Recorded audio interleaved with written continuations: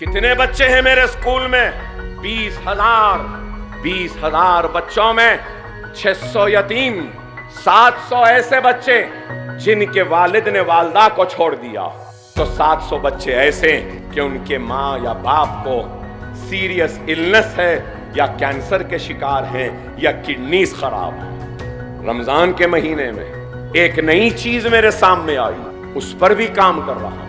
मैंने अपने स्कूल के सारे यतीम बच्चों को बुलाया, उन सबको ईद के नए कपड़े दिए, लिफाफे में ईदी दी और उस यतीम के सर पर हाथ रखा और सबको रवाना किया खुशियों के साथ। और फिर एक 50-100 बच्चे खड़े थे, तो मुझे गुस्सा आया कि मैं यतीमों को बुलाया था, ये दूसरे कौन हैं?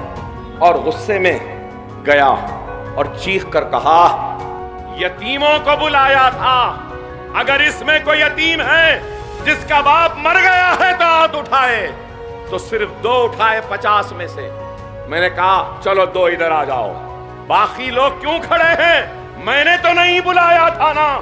तो उसमें से 2 लड़कियां मेरे गुस्से को देखकर रोने लगी। मैंने पूछा क्यों रो रहे हो? तो 2 लड़कियां रोते रोते कहने लगी, अकबर भाई हमारा बाप जिंदा है लेकिन 12 साल हो गए, हमारे बाप ने हमारा पुरसाने हाल नहीं जाना, 12 साल हुए हमने उनको नहीं देखा, उसने हमको नहीं देखा, हमारे पास ईद के लिए कपड़े नहीं है, कोई नहीं है, हमारी माँ घरों में बर्तन मांजती है, हम यतीम नहीं हैं लेकिन यतीमों जैसी जिंदगी गुजार रहे हैं। मैं आगे बढ़कर उन रोती हुई बच्चियों को अपने गले लगा लिया और कहने लगा, बेटी मुझे माफ कर दो, मेरे गुस्से को माफ कर दो, तुम फिक्र न करो, तुम्हारा बाप अकबरुद्दीन ओवैसी की शक्ल में जिंदा है।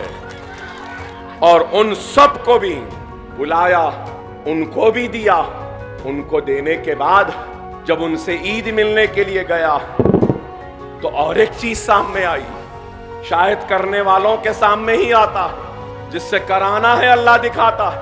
फिर एक 4-5 बच्चियां आई और उन्होंने कहा, हम वो बदनसीब हैं जिनकी माँ का इंतकाल हो गया। मैंने हैरत से देखा तो उन लड़कियों ने कहा, अकबर भाई हमारी माँ नहीं है और हमारे माँ के इंतकाल के 15 रोज में ही हमारी वालिद ने दूसरी शादी कर ली। हमारी सौतेली माँ हमारा ख्याल नहीं रखती। 2 महीने चिचा के पास, 3 महीने नानी के पास, फिर 2 महीने मामू के पास, तो फिर 4 महीने खाला के पास। यूं ही जिंदगी गुजर जाती है।